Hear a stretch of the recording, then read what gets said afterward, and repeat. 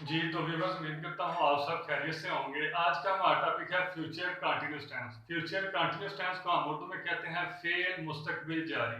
Future continuous tense की अगर मैं आपको उर्दू में पहचानता हूँ तो फिक्रे के आखिर में रहा होगा, रही होंगी, रहे होंगे वगैरह आता है। ठीक है, जिस तरह मैं आपको कहता हूँ उर्दू में एग्जाम्पल ले लेते हैं। बारिश हो रही होगी, ठीक है जी। परिंदे आसमानों में उड़ रहे होंगे, ठीक है जी। इसी तरह बादल बरस रहे होंगे, बिजली गरज रही होगी। तो इन तमाम फिक्रों के लास्ट में आखिर में हम क्या देख रहे हैं? रहा होगा, रही होगी, रहे होंगे वगैरह आ गया। ठीक है जी। तो ये कौन से टेंस के फिक्रे बन गए? फ्यूचर कंटिन्यूस टेंस के। ठीक है जी। तो इसी तरह जी इसका एक फार्मूला है हमारे पास कि किस तरह हम फ्यूचर कंटिन्यूस टेंस के फिक्रों को अरेंज करेंगे, यानी किस तरह हम फिक्रे को तरतीब देंगे कि कहाँ पे सब्जेक्ट, कहाँ पे वर्ब, कहाँ पे हेल्पिंग वर्ब, कहाँ पे हमारा ऑब्जेक्ट होगा।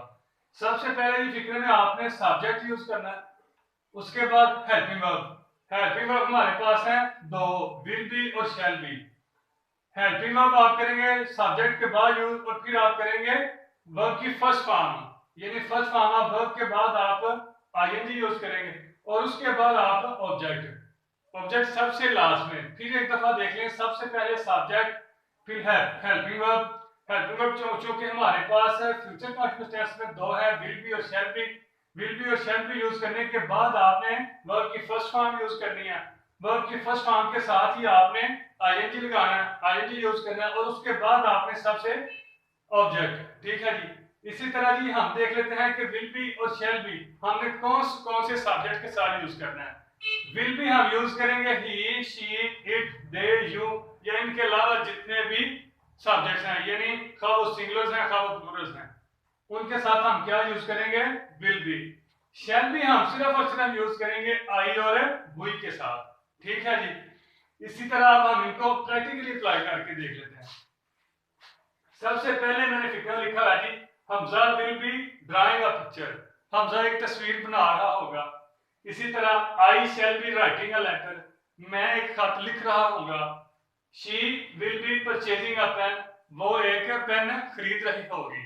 सबसे पहले फिक्रे में हम देखते हैं कि हमजा, हमजा क्या है? Subject, will be helping verb, draw होता है बनाना, खींचना, और उसके साथ हमने आईएनजी यूज किया तो ये क्या हो गया? हमारा वर्ब।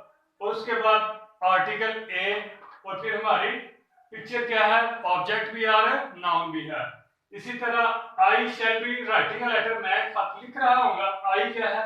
सब्जेक्ट। शैल बी क्या है? Helping verb. राइट होता है लिखना, वर्ब। और उसके साथ हम आईएनजी यूज किया, राइटिंग बन गया।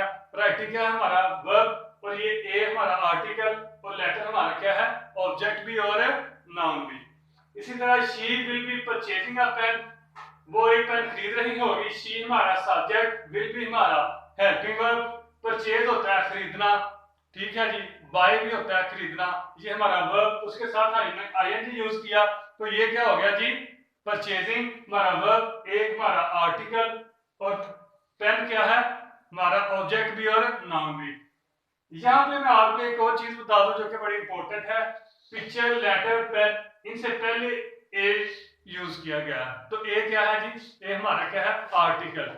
यानी कि हर नाउन से पहले आप कोई ना कोई आर्टिकल यूज करते हैं। कुछ ऐसे नाउन हैं जिनसे पहले आप द यूज करते हैं, कुछ ऐसे हैं जिनसे पहले आप एन यूज करते हैं, और कुछ ऐसे हैं जिनसे पहले आप ए यूज करते हैं। द यूज आप करते हैं नेचुरल फिनोमेना हो, इसके अलावा कुछ ऐसी जगह है जहां पे आप द यूज करते हैं। इसी तरह एन यूज करते हैं आप ऐसे वर्ड्स, ऐसे नाउन से पहले जिनका पहला लेटर जो है, फर्स्ट लेटर वावल्स हो, यानी ए, ई, आई और यू से शुरू हो रहा हो, तो उससे पहले आप क्या करते हैं? एन यूज करते। जिस तरह एन ओल्डमैन, एन एरोप्लेन। ठीक है जी। इसी तरह जो यानी कि नाउन जो वर्ड्स वावल से शुरू नहीं हो रहे, या वो रिलीजियस स्क्रिप्चर नहीं है, वो नेचुरल फिनोमेना नहीं, जिस तरह कुरान मजीद है ना, द होली कुरान होगा, ठीक है, बाइबल है द बाइबल होगा, ना आपने एंड यूज करना है ना आपने ए यूज करना है। अच्छा जी, जो ना तो रिलीजियस स्क्रिप्चर्स हो और ना ही वो नेचुरल फिनोमेना और ना ही वो वावल से शुरू हो रहे हों, यानी ऐसे वर्ड जो ए, आई और यू से भी नहीं शुरू हो रहे, तो उनसे पहले आप ए यूज करेंगे। क्योंकि ये ना तो पिक्चर कोई रिलीजियस पिक्चर है, ना नेचुरल फिनोमेना है, और ना ही ये वावल से यानी कि ना ही यहाँ पे ए है, ए ई आई ओ यू, इनमें से कोई भी नहीं, पी लिखा हुआ है तो फिर हम ए यूज करेंगे। इसी तरह लेटर है, इसी तरह पेन है। ठीक है जी। अच्छा जी, अब हम देख लेते हैं कि किस तरह हमने फ्यूचर कंटीन्यूअस टेंस के फिक्रों को नेगेटिव सेंटेंसेस में चेंज करना है। सबसे पहले हमजा, सेम उसी तरह हमजा विल के बाद और शेल के बाद आप नॉट यूज करेंगे। ठीक है जी। Hamza will not be drawing a picture, Hamza एक तस्वीर नहीं बना रहा होगा। I shall not be drawing a letter, मैं एक drawing a letter writing sorry I shall not be writing a letter, मैं एक खत नहीं लिख रहा होगा। इसी तरह she will not be purchasing a pen, वो एक पेन नहीं खरीद रही होगी। ठीक है जी। इसी तरह आप देख लेते हैं कि किस तरह हमने फ्यूचर कंटीन्यूअस टेंस के फिक्रों को इंटरोगेटिव सेंटेंसेस में चेंज करना है, यानी किस तरह सवालिया सेंटेंसेस में चेंज करना है। विल और शैल आपने फिक्रे से पहले लिखना है, बी आपने फिक्रे से पहले नहीं लिखना, यानी विल बी और शैल भी फिक्रे से पहले, सब्जेक्ट से पहले नहीं लिखना, सिर्फ और सिर्फ शैल और विल फिक्रे से पहले लिखना। बी आप सब्जेक्ट से बाद लिखेंगे, फौरन बाद। हम देख लेते हैं जी, will Hamza be drawing a picture, क्या हमजा एक तस्वीर बना रहा होगा। Shall I be writing a letter, क्या मैं एक खत लिख रहा होगा। Will she be purchasing a pen, क्या वो एक पेन खरीद रही होगी।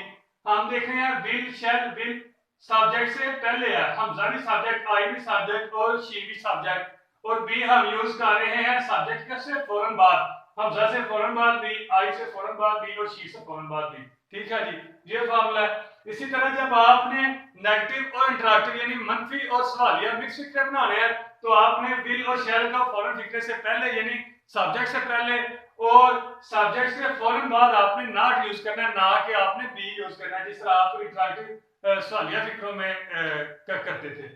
ये देखें जी, will Hamza not be drawing a picture, क्या हमजा एक तस्वीर नहीं बना रहा होगा। इसी तरह shall I not be drawing a letter, क्या मैं एक shall I not be writing a letter, क्या मैं एक खत नहीं लिख रहा हूँ। ठीक है जी। इसके साथ ही हमारा आज का टॉपिक खत्म होता है जी। उम्मीद करता हूँ आपको इसकी समझ आ गई होगी। हमारे इस चैनल को सब्सक्राइब कीजिए और साथ में लगे हुए बेल आइकन को प्रेस कीजिए ताकि अंदर जिसका नोटिफिकेशन आपको मिलता रहे।